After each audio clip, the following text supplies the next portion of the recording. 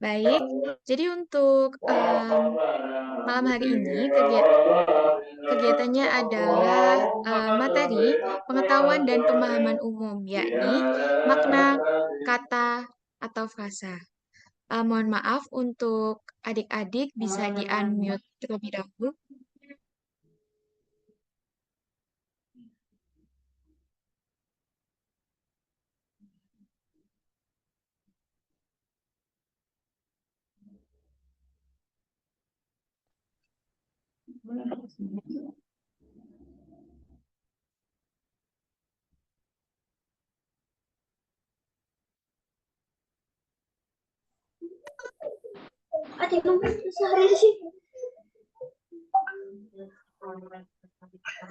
Oke, jadi next. Nah, kita perkenalan diri terlebih dahulu ya, karena mungkin kita sudah kenalan di grup, tapi belum kenalan secara langsung. Oke, kenalkan adik-adik, saya Nirmala Putri Arahmat, biasa dipanggil Kak Nirmala. Saya sekarang mahasiswa di Universitas Pembangunan Nasional Veteran Jawa Timur, jurusan Agroteknologi. Dan saat ini saya sedang di semester 5. Oke, next. Oke, kita masuk ke materi ya. Jadi untuk materi pada malam hari ini adalah mengenai makna kata. Makna kata sendiri berdasarkan sifat unsur atau bahasa terbagi menjadi dua, yakni makna leksikal dan makna gramatikal. Makna leksikal sendiri ini merupakan makna yang terdapat di dalam Kamus Bahasa Indonesia. Misal, ibu sedang tidur. Dan tidur di sini merupakan tindakan istirahat. Jadi makna leksikal ini adalah kata yang ada di dalam Kamus Bahasa Indonesia gitu. Jadi bukan kata yang tidak ada maknanya begitu. Sedangkan untuk makna gramatikal adalah makna yang berdasarkan strukturnya. Jadi pada makna gramatikal ini ditentukan dengan struktur kalimatnya. Misal, sapu. Sapu itu adalah kata benda ya, dan menyapu itu adalah kata kerja. Jadi berbeda ya teman-teman. Jika sapu adalah eh, alat yang digunakan, sedangkan menyapu adalah tindakan yang dilakukan, yakni tindakan membersihkan dengan sapu, gitu. Oke, untuk makna kata berdasarkan makna atau tambahan, yaitu ada makna denotasi dan makna konotasi. Makna konotasi ini merupakan makna yang memiliki arti lain. Misal, dalam kata buaya. Uh, misal, buaya itu, misal orang itu seperti buaya. Jadi, kata buaya di sini bukan menjadi hewan lagi. Jadi buaya ini menjadi kata sifat dari orang tersebut. Jadi orang tersebut seperti buaya gitu. Sedangkan makna denotasi adalah makna yang sebenarnya. Jadi misal kita menggunakan kata buaya lagi ya. Jadi di sungai ada buaya. Jadi buaya di sini merupakan hewan gitu ya, bukan kata sifat atau kata yang lain. Oke, untuk makna kata berdasarkan kebahasaannya. Jadi dalam kebahasaannya, makna itu terdapat makna polisemi yaitu kata yang memiliki banyak makna atau arti. Jadi misal, satu kata ini bisa berarti banyak gitu. Nah, kita ambil contoh.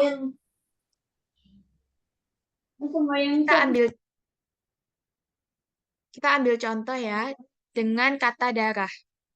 Nah, makna pertama adalah Tiara jatuh dari motor hingga bercucuran darah. Jadi darah di sini merupakan darah yang dikeluarkan karena terluka seperti itu. Jadi Tiara jatuh dari motor hingga bercucuran darah. Untuk kata selanjutnya adalah untuk kalimat selanjutnya adalah ayah dan paman memiliki hubungan darah. Nah, darah di sini bukan menjadi eh, berbeda arti begitu dengan kata yang pertama. Jadi ayah dan paman memiliki hubungan darah. Hubungan darah di sini merupakan hubungan kekeluargaan atau hubungan saudara, seperti itu. Dari kata darah sendiri juga bisa eh, ada di kalimat kakekku masih berdarah muda. Nah, darah di sini merupakan darah yang menunjukkan jiwa kakek yang masih seperti muda begitu. Jadi kakekku masih berdarah muda. Jadi dalam pemahaman makna kata di sini kita harus menyesuaikan dengan kalimat kalimatnya begitu ya. Jadi eh, jika darah ini bisa berarti banyak, jadi teman-teman harus memahami dan memaknai kata dengan baik. Seperti itu. Oke, untuk selanjutnya adalah pengertian dari frasa. Frasa di sini merupakan gabungan dari dua kata atau lebih yang bersifat non-predikatif, memiliki satu makna, dan dalam kalimat yang hanya menduduki satu fungsi. Jadi frasa ini merupakan suatu kalimat yang memiliki satu makna begitu. Jadi tidak bermakna yang lebih. Dan eh, menduduki satu fungsi saja. Oke, jenis-jenis frasa. Frasa sendiri terbagi menjadi ada frasa endosentris, yaitu frasa yang memiliki inti kata. Jadi dalam frasa ini memiliki inti pada kalimatnya begitu ya. Sedangkan frasa endosentris dibagi menjadi tiga, yakni koordinatif, atributif, dan apositif. Koordinatif di sini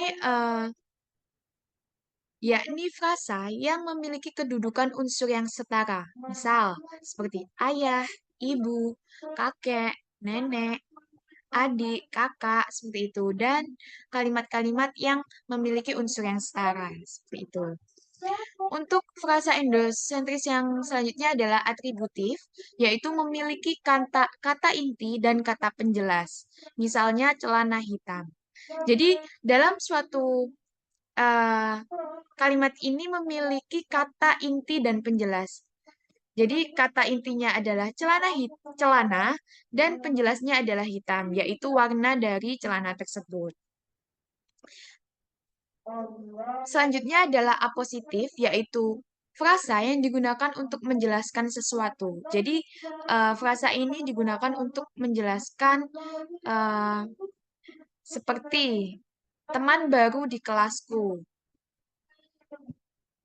Tiara teman baru di kelasku, atau eh, kakakku sedang di kamarku, seperti itu. Jadi kayak menjelaskan sesuatu. Selanjutnya ada frasa eksosentris, yaitu frasa yang tidak memiliki frasa inti, misal di kelas, di toko, dan lain sebagainya.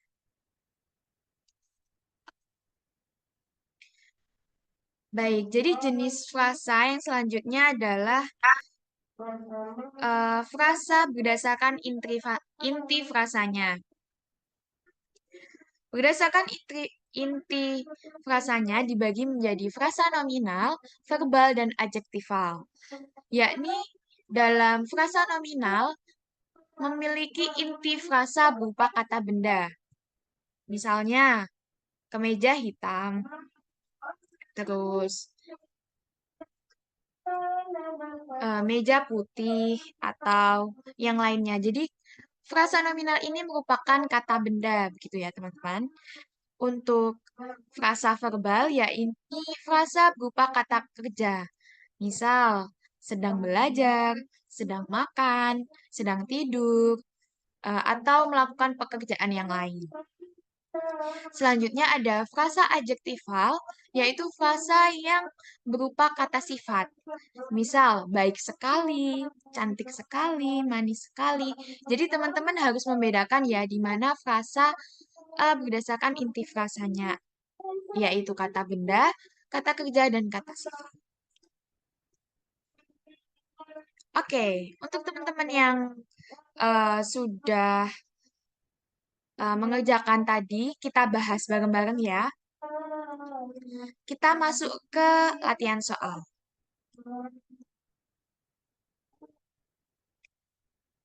Oke, jadi teman-teman uh, bisa maaf maaf. Coba untuk soal yang pertama. Kata yang maknanya berlawanan dengan kata peduli adalah dari teman-teman jawab apa nih? Aci. Oke, di sini beragam ya jawabannya. Ada yang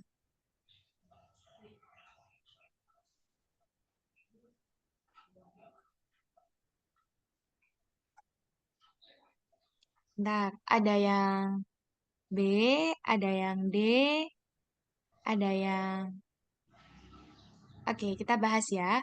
Jadi untuk sebentar sebentar. Jadi untuk kata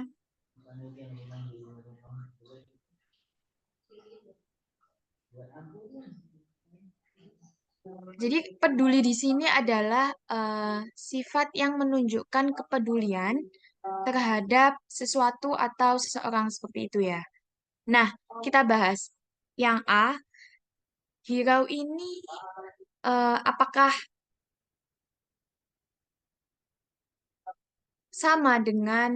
apakah berlawanan dengan kata peduli?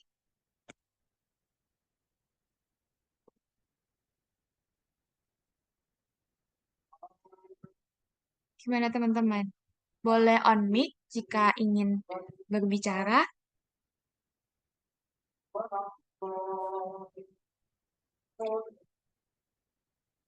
Oh. Jadi baik kita bahas ya. Jadi kata yang maknanya berlawanan dengan kata peduli adalah menurut Kamus Bahasa Indonesia uh, sinonim dari kata peduli adalah acuh, hirau, tahu. Jadi untuk hirau, acuh dan tahu itu adalah kata yang sama atau sinonim. Sedangkan untuk pertanyaan ini adalah makna yang berlawanan. Jadi jawaban yang benar adalah D. Oke, teman-teman banyak yang benar atau enggak ya ini kira-kira?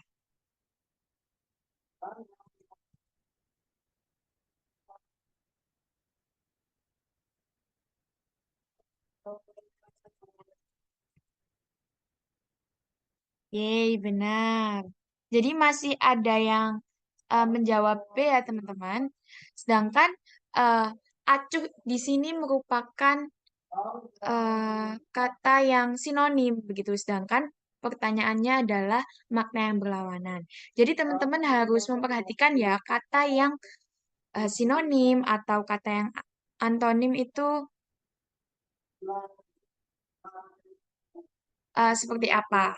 Ini masih soal yang mudah begitu ya. Jadi teman-teman harus sudah kayak teliti lagi. Teman-teman bisa mulai untuk memaknai perkataan. Misal, kata peduli. Di sini kan teman-teman cari sinonimnya terlebih dahulu. Sinonim dari kata peduli apa ya? Apakah hira, apakah A, B, C, D, dan E. Begitu. Jadi, disesuaikan dengan kata jangan sampai terjebak dengan kata yang eh, bersama gitu, yang sama begitu. Oke. Jadi,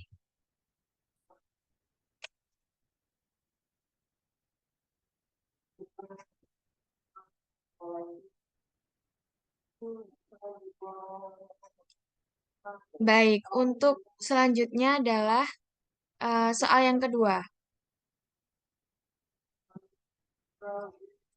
Untuk kalimat, nah, ini adalah soalnya.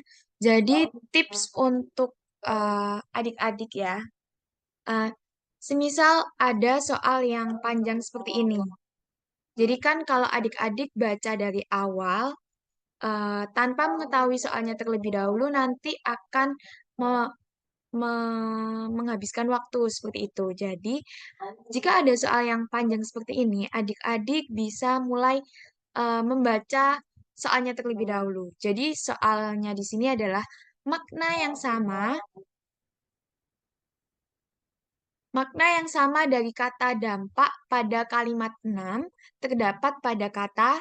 Nah, jadi setelah kita mengetahui makna yang sama, setelah kita mengetahui soalnya, kita bisa mulai membaca langsung ke kalimat yang dituju.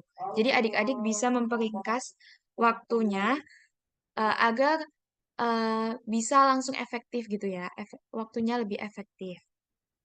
Nah, kita lihat pada kalimat 6. Oke, kalimat 6 di sini adalah jika waktu luang yang dimiliki terlalu banyak, akan ada dampak buruk yang timbul. Nah, sedangkan untuk pilihan A yaitu imbas, B implikasi, C impak, D akibat, dan E efek. Jadi kita bahas ya.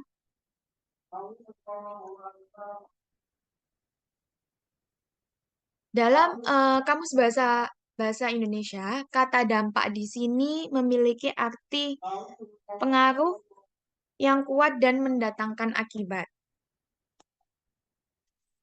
Akibat di sini bisa berdampak negatif dan bisa berdampak positif. Dan dalam bacaan, kata dampak di sini muncul pada kalimat 6 yang berbunyi jika waktu yang luang dimiliki terlalu banyak akan berdampak buruk yang timbul. Jadi kata selanjutnya setelah dampak adalah timbul. Jadi apa eh, makna dari dampak buruk yang timbul? Yaitu artinya adalah pengaruh yang kuat dan mendatangkan akibat. Jadi dampak di sini memiliki arti pengaruh yang kuat, sedangkan timbul di sini memiliki eh, mak memiliki arti yang mendatangkan akibat seperti itu. Jadi kata tersebut bersinonim dengan kata apa ya? Teman-teman jawabnya apa nih? Oke, ada yang D, ada yang C,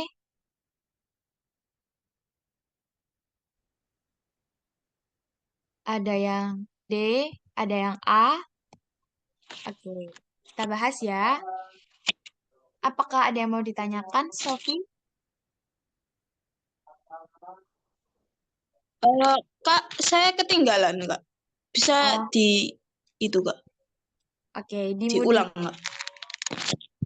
Oke, untuk yang baru join, nanti pembahasan yang sebelumnya akan ini di record ya. Jadi nanti akan kakak kirim ke Google Drive gitu. Jadi silakan mengikuti yang selanjutnya ya.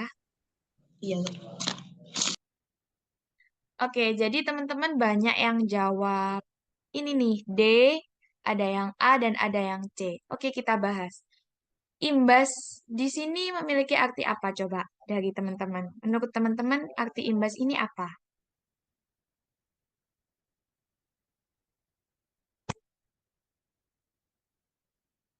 Ada yang mau menjelaskan?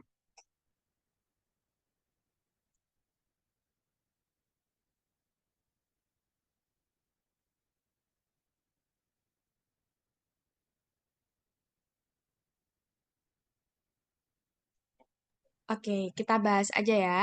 Jadi, di sini kata imbas merupakan dorongan atau akibat yang tidak disengaja gitu. Jadi, sedangkan timbul adalah eh, kayak dorongan yang disengaja seperti itu. Jadi, imbas tidak tidak memiliki arti yang sama dengan kata dampak pada kalimat 6. Seperti itu ya, teman-teman. Jadi kata A, pilihan A otomatis salah ya, karena imbas di sini tidak memiliki arti yang sama dengan kata dampak. Oke, implikasi. Implikasi ini eh, implikasi merupakan arti dari kata yang terlibat seperti itu. Sedangkan makna dari kata dampak yang timbul di sini adalah dampak yang menimbulkan akibat. Jadi tidak sama ya artinya dengan kata dampak pada kalimat 6. Otomatis pada pilihan A dan B itu salah. Untuk pilihan C adalah impak. Nah, impak di sini memiliki arti yang sama dengan kata dampak. Karena kata impak di sini eh,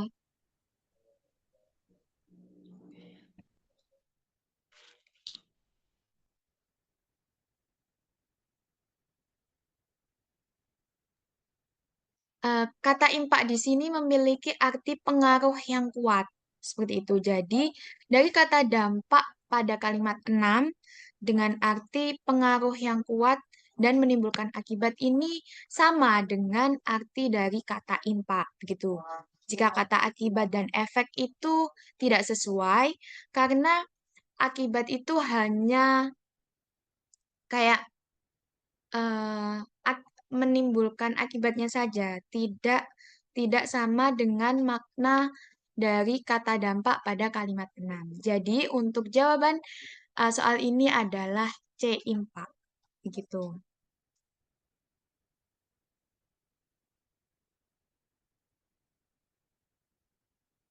Jadi untuk ini tuh jawabannya adalah impak. Teman-teman banyak yang ini ya menjawab D ya akibat gitu ya. Sedangkan kita harus memahami terlebih dahulu kalimat pada kalimat kalimat 6 ini. Oke, mungkin adik-adik belum kayak asing gitu ya dengan kata impak karena mungkin adik-adik hanya kayak terdengar akibat, efek, imbas seperti itu. Jadi impak di sini eh, memiliki arti yang sama dengan kata dampak gitu. Jadi adik-adik mulai memahami kalimat-kalimat yang sesuai dengan KBBI ya. Oke, jadi mungkin untuk di soal-soal selanjutnya atau di UTBK atau di SNMPT nanti bakal banyak kata-kata yang menurut kalian asing, tapi sebenarnya itu benar gitu. Jadi uh, mungkin yang selama ini kita dengar atau selama ini kita gunakan, menurut KBBI itu belum tentu benar begitu. Jadi adik-adik bisa mulai untuk mempelajari kata-kata yang sesuai dengan KBBI dan mempelajari maknanya seperti itu. Jadi jika ada soal yang menanyakan mengenai makna atau seperti itu. Jadi adik-adik sudah paham begitu. Oh, maknanya apa ya? Jadi jangan hanya berpacu pada kata dampaknya saja. Ini bisa mengecoh begitu ya. Jadi adik-adik bisa memperhatikan setelah kata dampak itu apa. Jadi bisa kalimat yang mendukung kata yang mendukung kata inti yang seperti materi yang sudah kakak jelaskan tadi. Oke, apakah ada yang ditanyakan? Atau kita next ke soal selanjutnya?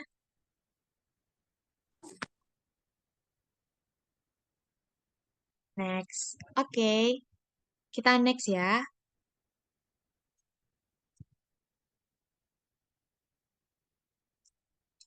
Oke, selanjutnya adalah em, soal yaitu mitigasi. Mitigasi bencana alam ada dua macam, yaitu mitigasi struktural dan non-struktural. Mitigasi struktural, oke, bentar. Kita baca soalnya terlebih dahulu ya. Persamaan kata yang tepat untuk kata mitigasi dalam kalimat tersebut adalah, jadi setelah kita baca soalnya, kita baca teksnya seperti itu. Jadi persamaan kata yang tepat untuk kata mitigasi. Mitigasi bencana alam ada dua macam, yaitu mitigasi struktural dan non-struktural.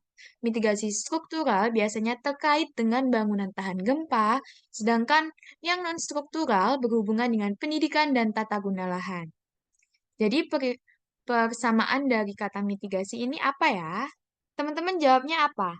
Nih, ada yang A, ada yang C. Oke, yang lain jawabnya apa ya? A, C, atau ada yang lain?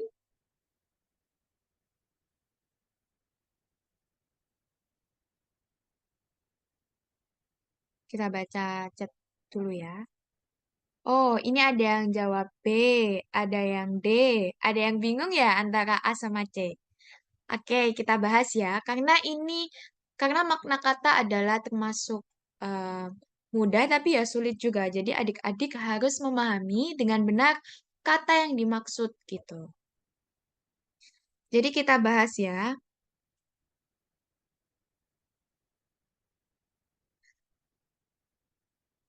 Oke, bentar. Arti mitigasi yaitu tindakan untuk mengurangi dari dampak bencana. Nah, kita setelah tahu arti dari mitigasi adalah tindakan mengurangi dampak bencana. Jadi kira-kira kata yang sama dari itu apa ya? Atau A peringanan. Peringanan di sini merupakan eh, kayak mengajukan keringanan gitu ya. Keringanan itu pengurangan. Nah, hampir mirip dengan pengurangan seperti itu ya. Tapi beda makna. Nah, Permisi Kak. Permisi Kak, apa mitigasi itu, Pak? Itu Kak. oke, mitigasi adalah tindakan mengurangi dampak bencana. Nah, jadi kata yang oke, gimana Sofi? Apa Kak? Tindakan Mengurangi dampak bencana. ya. Oke, jadi banyak yang ini dari isu mitigasi itu seperti mencegah atau mengurangi, betul. Jadi mitigasi itu kegiatan untuk mengurangi dari dampak bencana. Eh, jadi kira-kira kalimat yang atau kata yang sama itu yang mana? Udah jelas ya dari kakak yang udah jelasin pengurangan. Jadi yang paling mirip itu yang mana? C pastinya. Oke, bener ya. Jadi setelah kita mengetahui makna dari suatu kata, maka setelah kita mengetahui, kita sesuaikan dengan pilihan yang ada begitu. Apakah sesuai ya? Atau peringanan, peringatan, pengurangan, perbedaan, pelonggaran. Jadi yang paling sesuai dan paling sama adalah kata pengurangan. Jadi C ya yang benar. Teman-teman jangan jangan terkecoh lagi ya. Oke, C. Baik untuk soal yang ini udah jelas ya, teman-teman.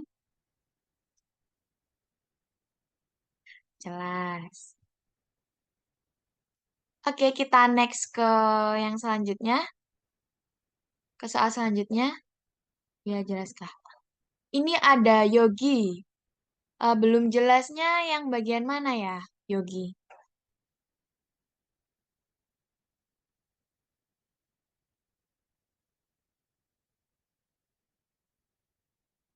Yogi ini belum jelas yang bagian mana.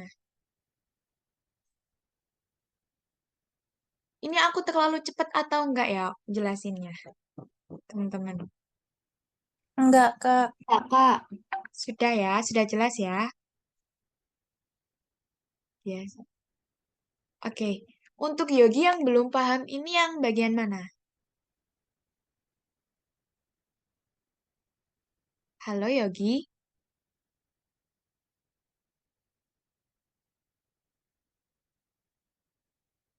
Perbedaan jawaban A dan C. Oke. Jadi kan tadi kan kita udah bahas ya arti dari mitigasi itu tindakan mengurangi atau eh, mencegah bencana gitu. Jadi eh, makna dari pengurangan dan peringanan itu berbeda ya. Jadi peringanan itu kayak hanya diringankan gitu. Sedangkan pengurangan sendiri adalah eh, pengurangan yang lebih signifikan. Gitu. Jadi kan dari kata mitigasi sendiri tadi udah jelas, yaitu pengurangan. Maka jawabannya adalah yang C, yaitu pengurangan. Karena yang ditanyakan adalah persamaan kata. Gitu. Gimana Yogi? Apakah jelas?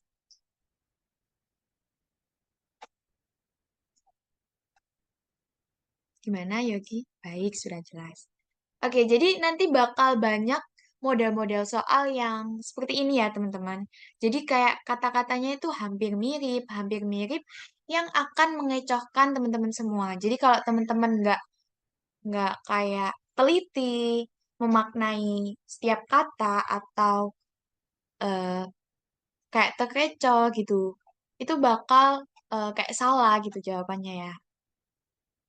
Jadi mirip-mirip kayak yang A, B, C, D. Jadi pengurangan dan peringanan itu hampir mirip ya, tapi ternyata maknanya itu berbeda gitu. Jadi disesuaikan dengan kalimat atau eh, teks yang ada seperti itu.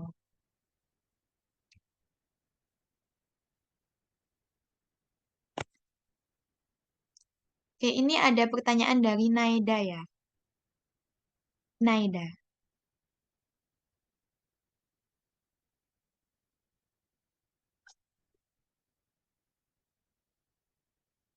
Jadi makna polisemi yang sudah kakak jelaskan tadi adalah satu kata yang memiliki banyak arti begitu.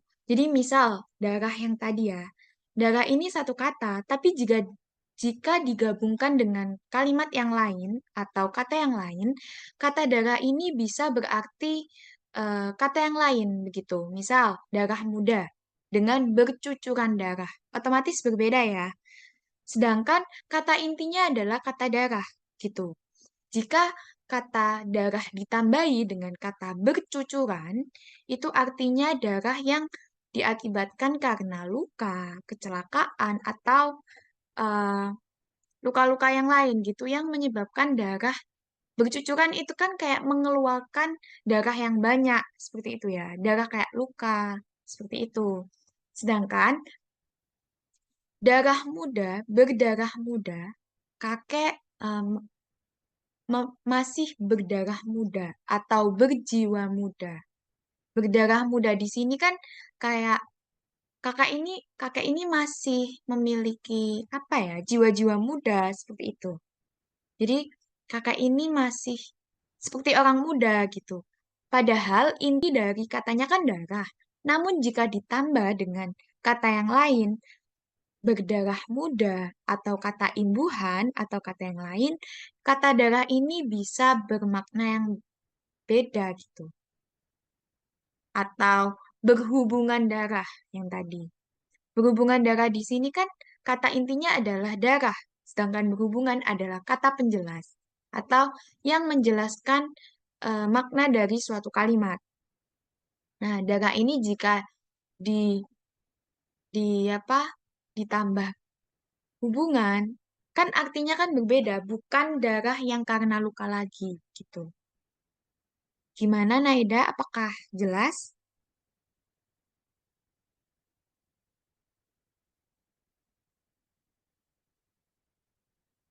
Sudah. Kak izin tanya jenis frasa tadi ada apa saja ya Kak? Ini Vita baru join ya?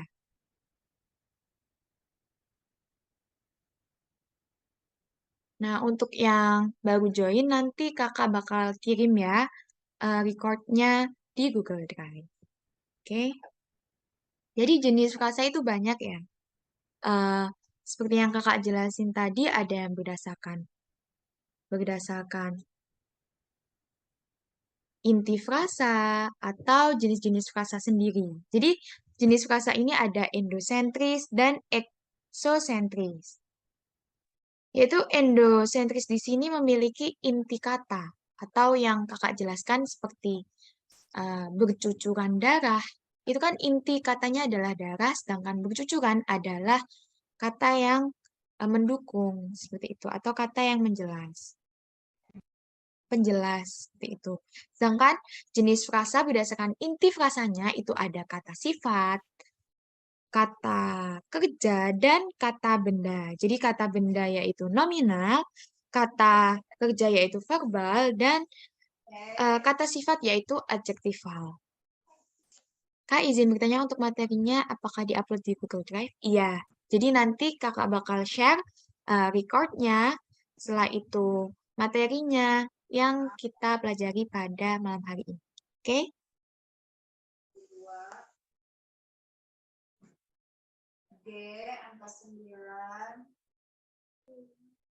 Kak, saya mau tanya. Contoh frasa kan ada toko, kamar, apakah frasa berbentuk fisik? Maksudnya frasa berbentuk fisik itu seperti apa ya? Atau kata benda seperti itu? Oh ya. Jadi eh, adik-adik harus bisa membedakan ya, mana kata kerja, mana kata sifat, dan mana kata benda. Jadi kata benda itu seperti meja, kursi, terus kamar, kipas angin, atau yang lainnya. Kali ya. Oh ya. Sedangkan kata sifat itu seperti orang itu baik sekali, orang itu manis sekali, cantik sekali, seperti itu. Jadi sifat di sini adalah sifat manusia atau sifat seseorang, seperti itu. Misal baik, atau jahat sekali, atau eh, manis sekali gitu ya. Seperti yang kakak jelaskan tadi. Sedangkan kata kerja yaitu kata yang digunakan untuk kalimat-kalimat yang kita kerjakan. Misalnya adalah nyapu, sedang belajar, sedang makan, sedang masak, yaitu ada kegiatan yang dilakukan. Kalau kata kerja gitu. Gimana? Apakah sudah jelas untuk Yogi Galih Saputra?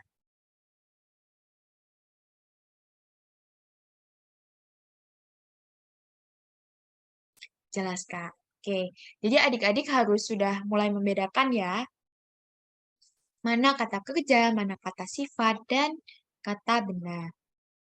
Karena kata-kata tersebut adalah kata yang kita kerja kata sehari-hari gitu, yang sering kita lakukan, yang ada pada seseorang, seperti itu.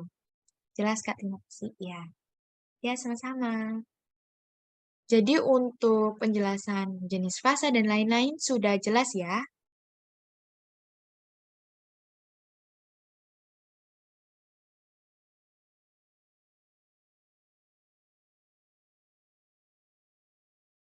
Sudah jelas, teman-teman? Baik, Kak. Gimana? Jelas. Oke. Kita lanjut ke soal yang selanjutnya ya.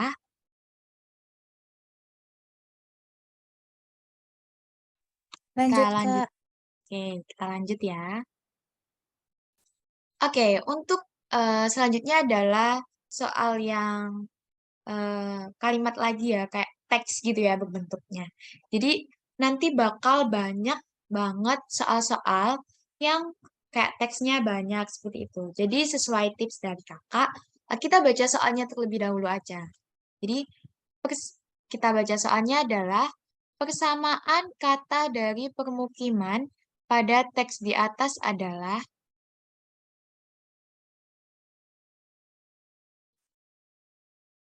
Nah, jadi eh, kata pemukiman ini ada di kalimat pertama ya, yaitu bencana banjir merendam sebagian pemukiman warga di kawasan kota tahun 2023 sampai 2024, Subulu Salam, Provinsi Aceh. Jadi, pemukiman di sini kira-kira maknanya apa ya? Kita cari maknanya dulu. Nah, teman-teman ini banyak yang jawab apa nih? A. Banyak yang jawab A ya? Oke. Kita tunggu dulu teman-teman yang lain jawabnya apa ya? Apakah sama A atau punya jawaban yang lain?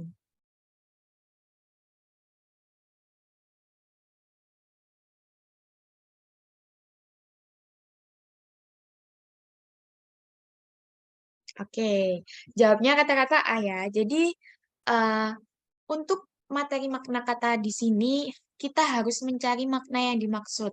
Jadi, pemukiman itu apa sih? Nah, jadi persamaan dari kata pemukiman adalah cara otomatis salah ya. Pemukiman juga nggak mungkin jawabannya sama gitu. Individual otomatis beda. Rumah-rumah bukan juga. Jadi jawaban yang benar adalah kawasan tinggal. Jadi pemukiman di sini merupakan kawasan di mana tempat tersebut adalah menjadi tempat tinggal bagi seseorang atau bagi suatu keluarga atau kelompok seperti itu ya. Yeay, benar. Jadi untuk soal yang ini kira-kira mudah ya, teman-teman udah bisa memaknai dari suatu kata. Oke, apakah kita lanjut ke next soal selanjutnya? Lanjut, Kak. Oke, kita lanjut ya. Next. Oke. Oke, ini sama ya. Jadi soalnya ini berbentuk teks atau deskripsi yang panjang gitu. Jadi teman-teman bisa mulai baca soalnya dulu. Kata yang bermakna sama dengan kata founder adalah, nah, kira-kira founder itu apa sih artinya? Ini bisa mengecoh teman-teman ya jawabannya. Jadi kira-kira apa ya jawabannya ya? Wah, di sini banyak yang jawab B. Ada yang C juga. Oh, B, ada yang C, ada yang B. Bentar, dia yang kayak membuat gitu, Kak. Maksudnya ini, oh dia yang membuat gitu, tah. Membuat perusahaan atau membuat apa gitu, tah.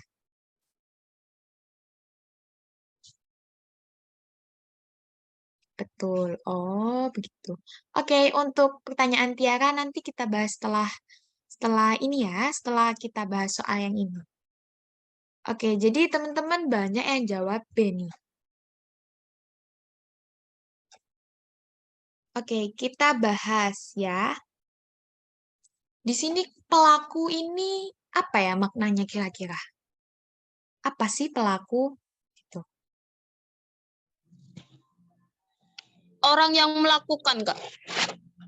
Ya, semuanya hampir mirip-mirip ya. Tapi yang sesuai dengan kalimat di sini, kira-kira pelaku cocok atau tidak ya jika disamakan dengan kata founder? Tidak. Ya. Jadi pelaku itu kayak seseorang yang melakukan sesuatu. Misal, pelaku pencurian atau eh, pelaku pencopetan atau pelaku apa gitu ya. Jadi pelaku di sini merupakan kata yang cocok untuk kalimat yang lain atau kata yang lain. Jadi tidak cocok dengan kata yang ada pada teks ini. Jadi adik-adik harus ya orang yang melakukan tindakan, dia yang berperan gitu. Jadi adik-adik harus menyesuaikan ya dengan teks atau soal yang ada gitu. Dia yang berperan. Iya, benar. Jadi untuk pilihan A ini tidak cocok ya dengan kata ini. Setuju?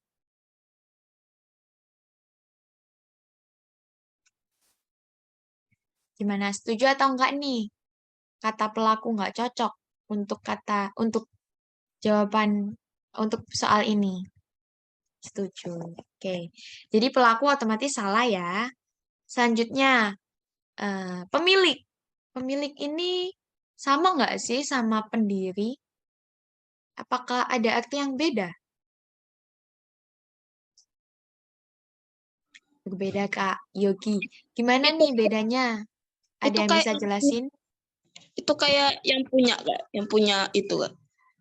Yang punya PT, Kak. Yang punya PT itu yang apa? Dia Hei, yang punya gitu loh. Dia yang memiliki gitu, Pak. Gitu, Kak. jadi ini tuh hampir-hampir sama ya. Eh,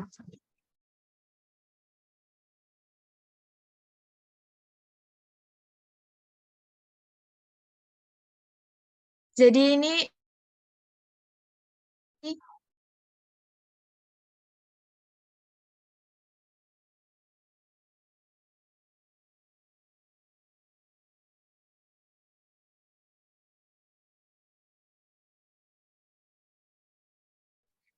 oke, jadi dari jawaban Vita, pendiri itu yang mendirikan dari nol, sedangkan pemilik belum tentu yang mendirikan.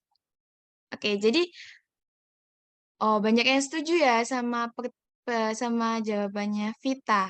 Oke, pendiri yang mendirikan dari nol. Berbeda karena pemilik merupakan orang yang memiliki kekuasaan. Dengan pemilik ownernya, kalau pendiri orang yang pertama kali mendirikan PT-nya. Benar. Jadi dari jawaban Nelly di sini benar ya, teman-teman. Kalau pemilik itu eh, pendiri orang yang pemilik itu ownernya. Kalau pendiri orang yang pertama kali mendirikan. Hmm. Baik, jadi teman-teman udah paham ya untuk perbedaan kata pemilik dan pendiri.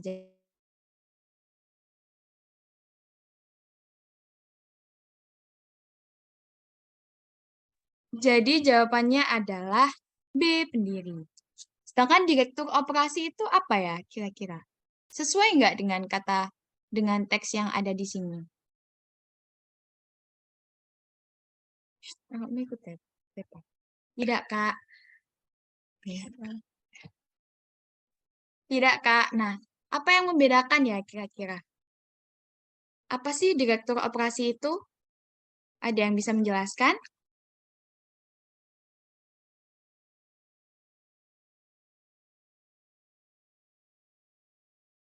Direktur itu seperti pemimpin perusahaan. Nah, jadi eh, dalam suatu perusahaan itu kan ada beberapa kayak eh, pem- posisi posisi eksekutif senior dalam sebuah perusahaan yang bertanggung jawab atas pengelolaan operasional harian perusahaan. Nah, jadi dalam perusahaan itu banyak ya kayak ada yang jadi founder, ada yang menjadi CEO, terus ada yang menjadi direktur. Direktur itu ya kayak pimpinan gitu. Sedangkan direktur operasi di sini itu mirip dengan direktur eksekutif. Jadi direktur yang menjalankan menjalankan perusahaan tersebut gitu. Nah, sedangkan dewan komisaris ini biasanya dewan yang menjadi apa ya, kayak komisarisnya gitu dalam suatu perusahaan. Jadi akan banyak dalam perusahaan ini eh, banyak kayak apa ya, jabatan-jabatannya seperti itu. Sedangkan yang yang ditanyakan dalam soal ini adalah kata yang bermakna dengan kata founder. Jadi yang paling mirip atau paling yang kata yang bermakna sama yaitu pendiri. Karena founder sendiri memiliki arti yang mendirikan suatu perusahaan. Gitu. Jadi sudah jelas ya, teman-teman.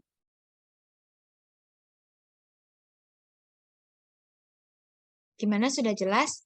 Oke, Yogi sudah jelas, Tiara sudah jelas. Sudah, Kak. Oke.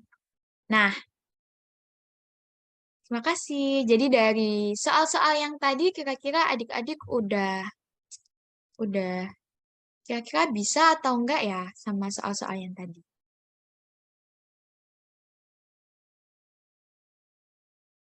Kira-kira kayak udah jelas atau sudah bisa Kak Naida? Insya Allah bisa. Oke, jadi kakak ingetin lagi ya dan kakak reminder lagi kalau em, dalam materi makna kata atau frasa ini adik-adik harus memaknai suatu kata itu dengan kata yang lain gitu. Misal seperti yang sudah kakak jelasin tadi, jadi satu kata itu bisa berbeda arti jika berbeda kata penjelasnya gitu. Kak izin bertanya, jika teks panjang seperti itu cara mengerjakan agar cepat bagaimana ya?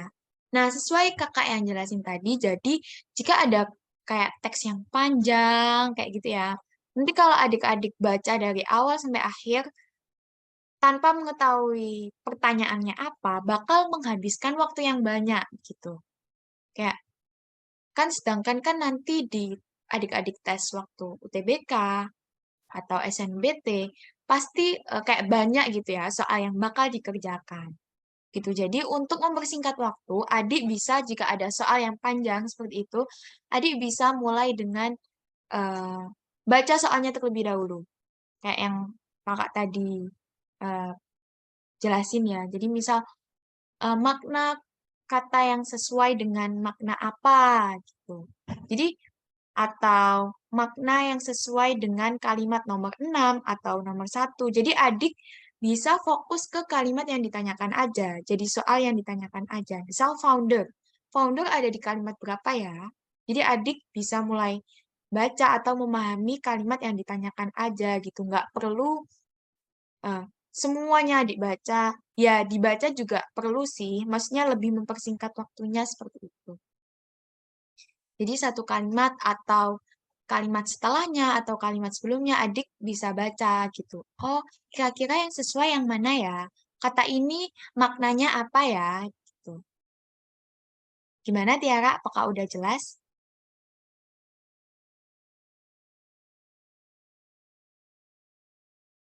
Gimana Tiara? Jelas Kak, terima kasih. Oke.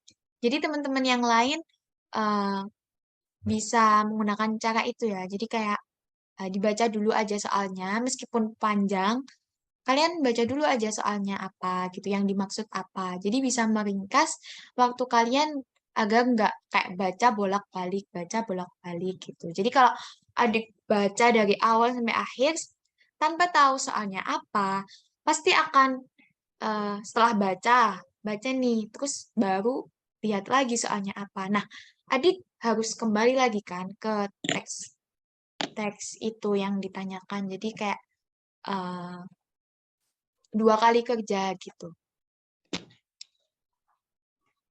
Gimana, Sofia? Apakah ada yang ditanyakan?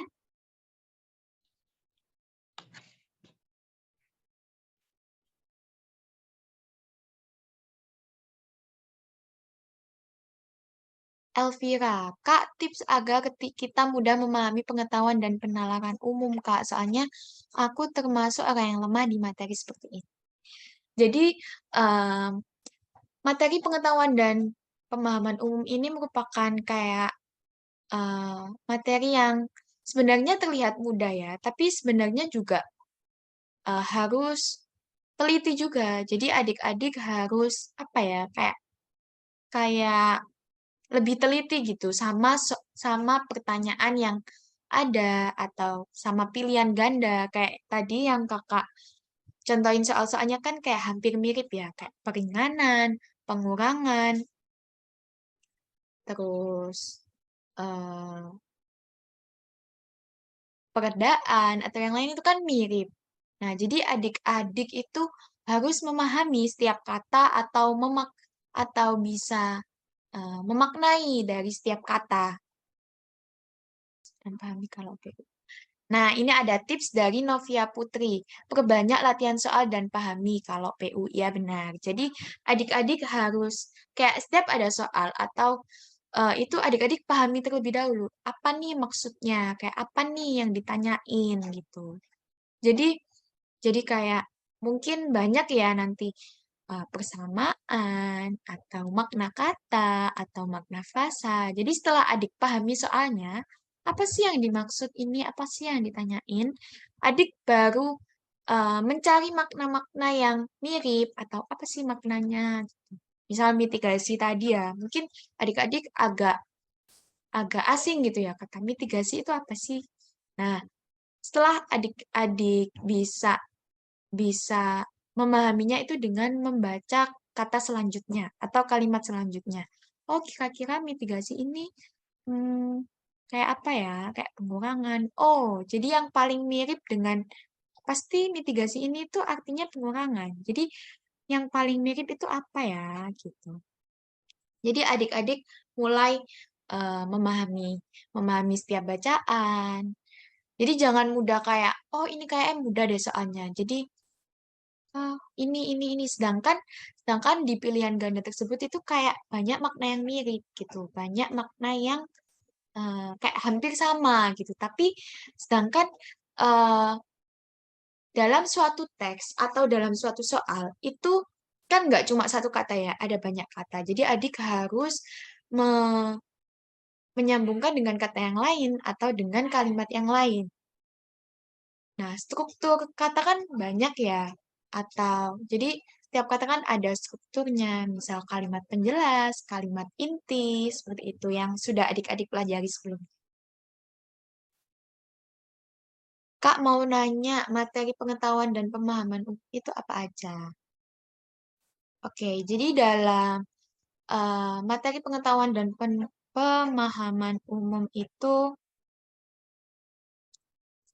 kayak sinonim, antonim, makna kata atau frasa, terus habis itu, nah,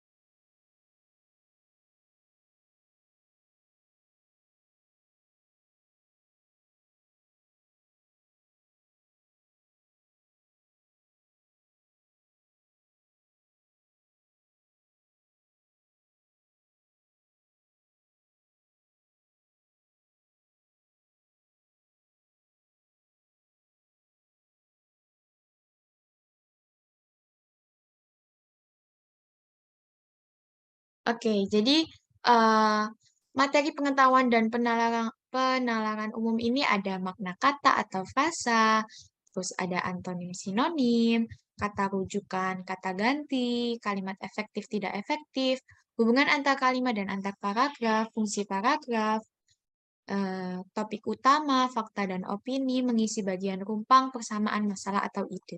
Jadi, secara garis besar, materi pengetahuan dan penalaran umum ini hampir sama kayak eh, pelajaran kalian bahasa Indonesia, seperti itu ya. Jadi kayak memahami suatu kalimat, memaknai suatu kata, terus persamaan kata, atau lawak perlawan kata yang berlawanan, terus kalimat yang tidak efektif dan eh, efektif itu seperti apa. Jadi adik-adik mulai sekarang harus mulai perbanyak latihan-latihan soal ya, kayak baca teks atau baca latihan-latihan soal yang berhubungan dengan pengetahuan dan pemahaman.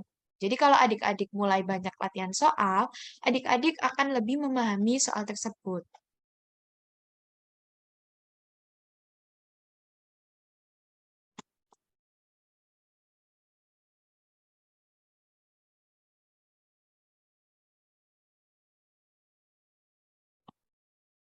Oke, apakah ada yang ditanyakan lagi?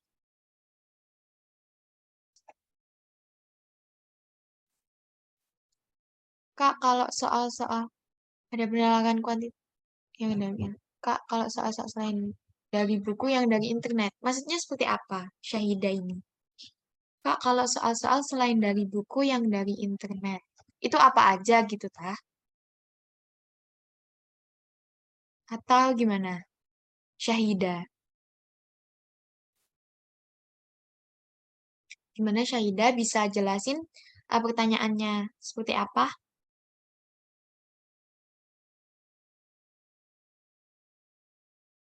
Jadi kuis PPU yang dari internet yang langsung keluar jawaban dan pembahasan.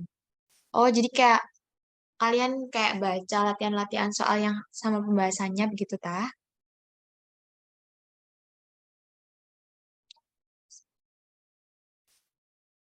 Ya, jadi eh, kan sekarang banyak ya kayak apa namanya adik-adik bisa eh, mempelajari soal-soal UTBK atau SNBT yang tahun-tahun sebelumnya atau adik bisa kayak upgrade gitu.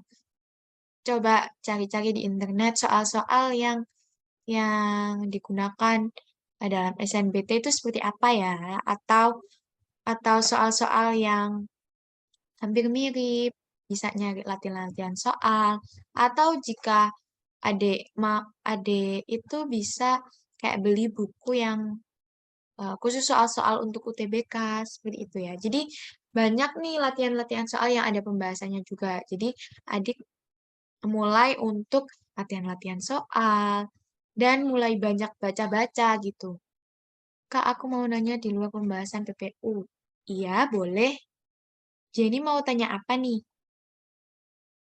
Jenny ya namanya.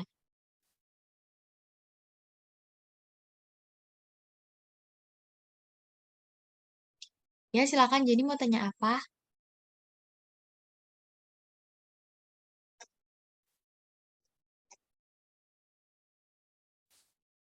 Ya, silakan Jenny mau tanya apa? Kak, SNBT pakai sistem elektif biasa skor yang banyak itu di subtes apa, Kak?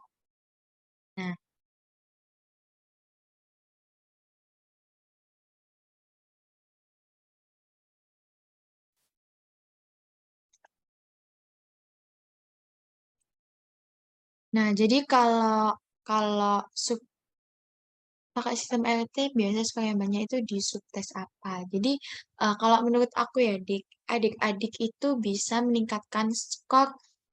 eh, Misal adik ini lebih lebih apa ya? Lebih misal lebih paham kayak soal pengetahuan dan pemahaman umum gitu ya.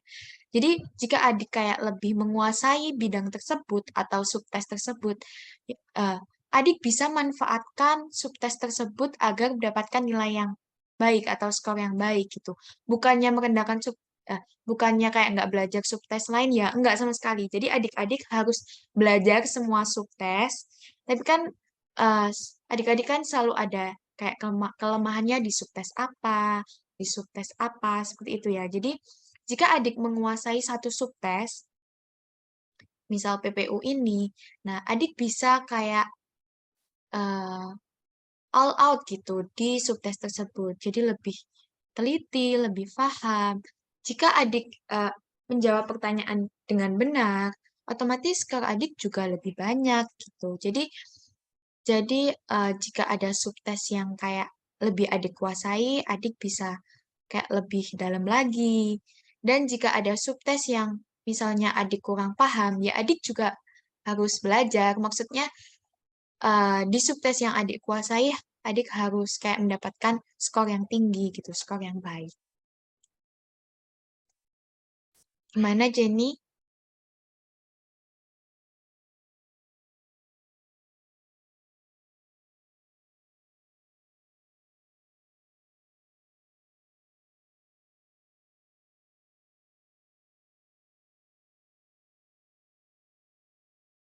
Gimana Jenny? Apakah udah jelas?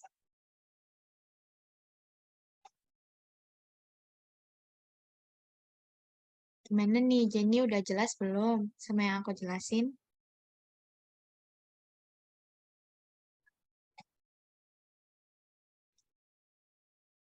Kak, ada perbedaan skor nggak sih antara TPS? Kak, aku lemah di bahasa jadi aku berusaha naikin skor di... bentar-bentar. Aku jawab pertanyaannya satu-satu ya. Jadi untuk melanjutkan yang Jenny tadi dulu. Terima kasih sarannya Kak, aku lemah di penalaran MTK. Jadi aku berusaha naikin skor di penalaran. Ya, jadi misal adik merasa ada subtes yang kayak lemah gitu.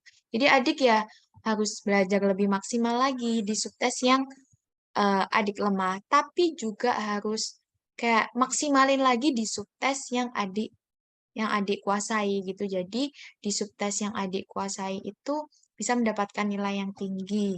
Misal di subtes yang lain kayak nilainya kurang seperti itu ya. Jadi jika di subtes yang adik kuasai bisa mendorong eh, nilai dari subtes yang kayak lemah tadi gitu. Jadi jelas ya, Jenny.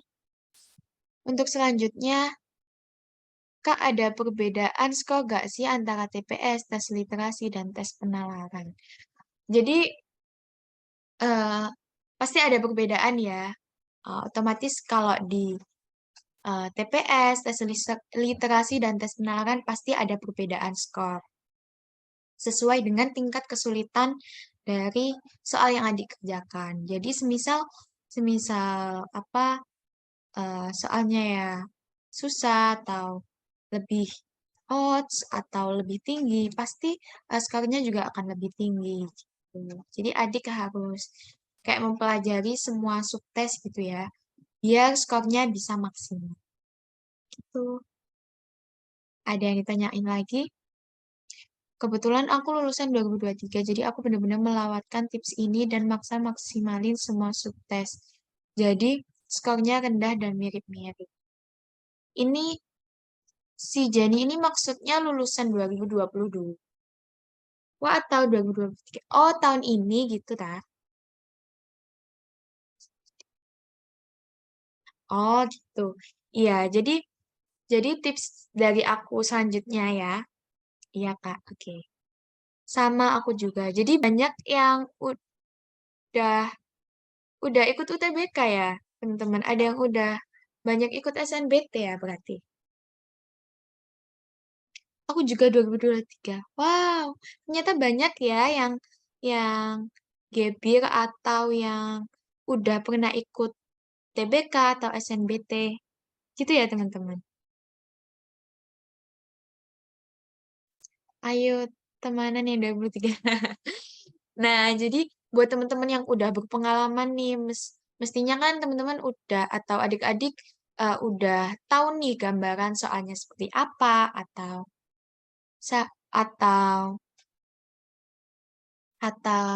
contoh-contoh soalnya seperti apa. Jadi adik-adik apa namanya kan bisa kayak yang kurang itu yang bagian mana ya? Kalau dari aku, maksimalin yang udah kalian kuasai dan pelajarin lebih lagi dari subtes yang masih lemah gitu. Jadi yang udah kalian kuasai dimaksimalin, yang mungkin masih kurang atau apa ya kalian usaha untuk belajar lebih giat lagi gitu. Ini ada saran dari siapa nih? Pia. Saran aku sih beberapa hari sebelum UTBK tuh stop belajar karena nanti pas UTBK bakal ngeblank. Nah, bener. Jadi setiap teman-teman pasti punya caranya sendiri-sendiri ya buat belajar. Ada yang tipenya kayak harus mepet, ada yang bisa belajar di waktu-waktu yang lama gitu. Jadi ada yang persiapan dulu, persiapan sebelum-sebelumnya, ada yang kayak aku harus mepet nih baru bisa masuk ke otak. Nah, kan banyak ya. Jadi otomatis UTBK dan SNBT itu kan kayak ya salah satu pressure juga ya. Jadi kayak pasti teman-teman ngerasain, wah ini eh, waktunya SNBT, waktunya UTBK dan adik-adik eh, pasti apa ya kayak pressure gitu. Wah ini hari UTBK, hari SNBT, hari yang kalian tunggu-tunggu nih, yang udah kalian siapin beberapa yang panjang, waktu yang panjang. Jadi aku saranin ya, ini ya termasuk salah satu tips juga dari aku. Kalau aku itu tipenya kayak belajarnya itu nyicil. Jadi aku sebelum UTBK, jauh-jauh hari sebelum UTBK itu aku udah belajar. Misal hari ini tuh PPU. Eh, jadi aku belajar nih dikit-dikit. Misal kayak hari ini makna kata atau frasa kata, tapi kalian udah memahami konsep dari materi tersebut. Jadi kalau adik-adik udah memahami apa dari kata tersebut atau makna tersebut, kalau udah memahami satu satu materi nih, jadi eh, bisa lanjut ke materi selanjutnya. Jadi adik-adik itu kayak pelan-pelan aja, sedikit-sedikit aja nggak apa-apa, tapi adik paham gitu konsep dari materi tersebut atau soal tersebut gitu. Kalau udah kalau udah paham nih, bisa next ke selanjutnya, materi selanjutnya, atau materi yang belum adik kuasai, seperti itu. Ini Novia, tips biar gak mood belajar, Kak. Gebir tantangan terbesar melawan rasa mager. Ya, bener banget. Jadi, pasti beda ya antara gebir sama yang masih kelas 12 sekarang. Jadi, untuk teman-teman pejuang UTBK, pejuang kampus nih, jadi harus tambahin lagi semangatnya. Kan kalian ngelewatin kayak ngeluangin waktu yang banyak, beda sama teman-teman yang lain gitu. Jadi kalau kalian udah kayak melewatin waktu gitu kan, jadi harus apa ya? Kayak harus lebih semangat lagi karena waktu yang kalian lewatin ini udah cukup panjang gitu. Persiapan yang kalian kalian lakuin juga panjang juga kan, otomatis kayak harus belajar lagi, harus kayak mulai belajar-belajar lagi. Sedangkan untuk teman-teman yang kelas 12 nih masih fresh ya, kayak masih diajarin di sekolah, masih dijelasin sama guru-guru, bisa kumpul sama teman-teman, diskusi bareng-bareng. Nah, jadi kalau untuk pejuang UTBK yang gap year, menurut aku harus semangat, harus lebih semangat lagi harus ditanemin dari diri nih. Wah, aku udah lewatin banyak waktu, aku udah effort segini banyaknya, jadi aku harus sesuai nih gitu. Jadi biar nggak sia-sia gitu. Lihat selebrasi UGM di TikTok jadi bikin semangat buat belajar. Nah, jadi sosial media harus apa ya namanya? Dimanfaatin dengan baik ya. Jadi ini di FYP TikTokku juga banyak kayak selebrasi UGM, terus kampus-kampus yang lain. Jadi biar nambah nambah semangat kalian kan, biar dapetin kampus yang kalian inginkan. Jadi semangat buat teman-teman yang gap year maupun teman-teman yang ini nih masih kelas 12. Duh, masih lama nih UTBK-nya, masih lama nih. Nah, jangan jangan meremehkan lama ini ya. Nanti bakal teman-teman kayak, aduh, cepet banget. Jadi mulai sekarang teman-teman harus sudah mulai siapin nih dikit-dikit materi yang kalian pahamin, materi yang harus kalian pelajarin itu kayak apa. Biar nanti kayak di akhir itu nggak apa ya namanya, nggak wah berat banget nih di otak gitu. Jadi waktu hari HUTBK itu kalian udah paham, udah apa namanya, udah kayak oh ini aku udah paham nih. Nanti kan konsep konsep soalnya kan bakal banyak ya. Maksudnya kayak bakal bakal beragam gitu. Tapi kalau kalian udah paham konsepnya seperti apa, maknanya seperti apa, nanti bakal mudah kok buat memahami soalnya. Nah, ini banyak yang tanya tips-tips ya. Oke, buat buat ini sebentar. Aku bacain ya. Kak, gimana sih cara manage waktu belajar? Soalnya kan kayak kebentuk juga buat belajar SNBT sama buat belajar di sekolah. Oke, jadi untuk pelajaran di sekolah sama SNBT itu sebenarnya hampir mirip ya. Kayak ya mungkin mungkin kayak matematika atau pemahaman umum itu udah dibahas sebenarnya di sekolah. Nah, tapi di SNBT atau UTBK ini lebih beragam gitu, kayak konsepnya lebih lebih luas lagi, lebih beragam lagi. Jadi adik-adik misal hari ini selama 1 minggu kan kita masuk sampai hari Jumat atau ada yang hari Sabtu juga ya. Nah, jadi di samping adik-adik mengerjakan soal atau belajar soal-soal di sekolah, adik-adik harus nyempetin waktu nih. Kalau tips dari aku, kalau bisa sehari adik-adik belajar juga SNBT buat soal-soal SNBT atau UTBK gitu. Jadi nggak usah banyak-banyak materinya atau materi yang latihan soal yang kalian pelajari nggak usah banyak-banyak. Kayak beberapa aja tapi adik kayak paham gitu. Setiap hari ada progres. Oh, adik hari ini belajar ini nih. Hari ini belajar ini nih. Jadi kayak apa ya? Lebih siap gitu nantinya. Kalau adik-adik banyak latihan soal, banyak memahami materi-materi gitu. Jadi di samping adik belajar sekolah, adik juga udah mulai mempersiapkan buat SNBT, buat UTBK gitu. Gitu Nela. Jadi kayak apa ya, dalam satu hari itu misal adik-adik belajar sekolah nih atau ngerjain soal-soal sekolah. Ya, adik-adik selesaiin dulu aja pekerjaan sekolahnya atau materi buat besok. Tapi adik-adik juga sempetin waktu kayak satu soal atau dua soal atau 5 soal yang kayak tadi kakak kasih gitu. Setelah itu adik pahami soalnya apa nih gitu, jawabannya seperti apa. kalau adik-adik udah jelas, selanjutnya ke materi selanjutnya gitu. Jadi biar nggak apa ya, nanti di akhir, duh, aku masih banyak belum belajar nih, gitu. Selanjutnya dari Ciara. Kak, sharing dong tes bela negara karena aku ngincer UPNVJ. Nah, oke, jadi ini bakal jadi semoga ya impian Ciara atau teman-teman yang lain tercapai buat jadi mahasiswa UPN Veteran Jawa Timur.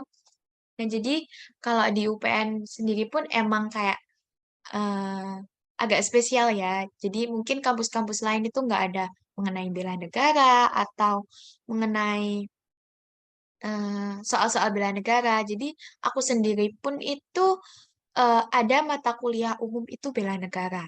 Khusus ya, mungkin di Universitas UPN Veteran Jatim, Jogja atau Jakarta mungkin sama ya. Jadi ada matkul bela negara. Jadi eh, tes bela negara ini kayak tes yang apa ya, mengenai eh, kayak sikap-sikap bela negara itu seperti apa, bentuk-bentuk bela negara itu seperti apa. Jadi misal kayak gimana sih cara bentuk bela negara dari mahasiswa. Jadi kita misal bakal jadi mahasiswa nih. Gimana nih bentuk bentuk apa bela negara dari mahasiswa? Misal belajar belajar lebih giat, terus apa ya, mempres bisa mengamalkan ke masyarakat, bisa ngasih perubahan yang besar buat negara. Jadi ke hal-hal yang positif seperti itu, Ciara. Jadi semangat ya, semoga kita bisa bertemu di UPN Veteran Jawa Timur. Jadi Ciara udah mulai kayak tambahin belajar lagi mengenai pendidikan kewarganegaraan, sikap-sikap bela negara itu seperti apa gitu. Kak, live kelasnya tiap hari apa? Gimana? Live kelasnya ini bakal ada kayak setiap harinya bakal ada materi-materi yang beda gitu ya, sesuai jadwal kalian gitu. Namun untuk PPU ini kita laksanain di hari Kamis gitu.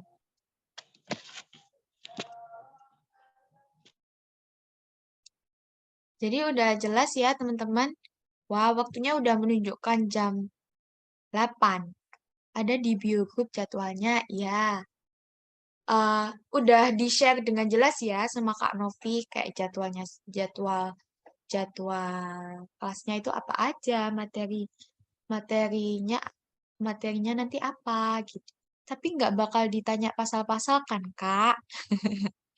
Jadi adik-adik buat yang pengen di UPN juga mulai belajar nih pasal-pasal. Ya kalian pelajari juga pasal-pasal kayak bela negara itu seperti apa, kewarganegaraan seperti apa gitu. Jadi kalian kayak mulai baca-baca nih soal pasal yang berhubungan gitu. Gitu cara. Ada yang ditanyain lagi?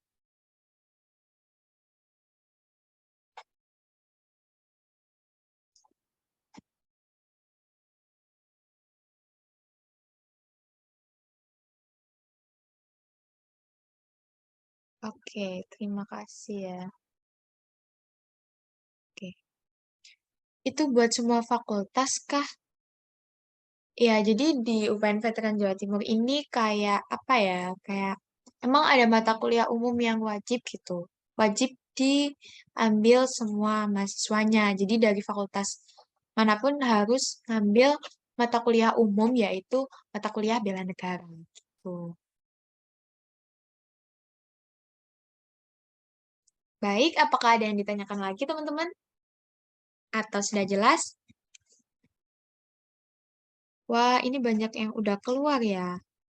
Oh iya, waktunya juga udah sesuai. Jadi teman-teman bisa apa?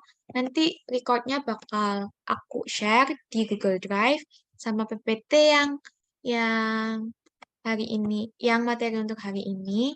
Jadi makasih buat teman-teman yang udah join di kelas PPU malam hari ini. Semoga materinya bisa masuk ya, bisa adik-adik bisa belajar. Dan tips-tips yang kakak berikan semoga bisa nanti diterapin gitu buat adik-adik. Jadi pesan dari aku semangat. Dan banyak-banyak belajar, terus banyak-banyak cari tahu, cari informasi, latihan-latihan soal, dan eh, rajin buat ikut kelas, seperti itu. Jadi mohon buat teman-teman bisa open kamera ya. Nah, kita apa namanya? Kita screenshot dulu. Oke. Wah, tinggal sedikit ya ini yang masih join ya. Yang lain? Wah, halo Novia, halo Sofi. Hai Kak. Halo. Ya, semangat ya buat pejuang gap year-nya. Semangat selalu Kak. Semoga sesuai sama yang kalian impiin nanti ya. Amin. Yang lain ini nggak bisa on cam, Bah. Oh iya, bisa-bisa. Oke. On kamera dulu ya, teman-teman.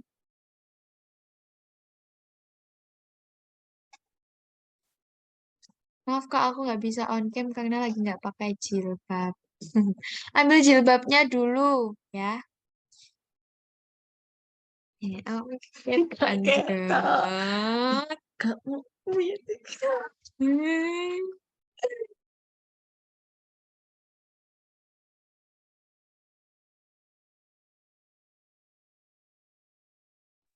Ya udah.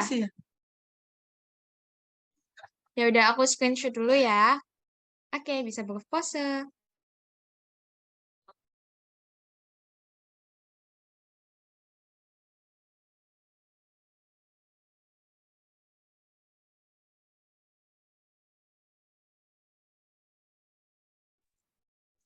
Jadi, makasih ya buat teman-teman yang udah ikut kelas pada malam hari ini. Semoga ilmunya bermanfaat dan sampai jumpa di kelas-kelas selanjutnya. Bye-bye.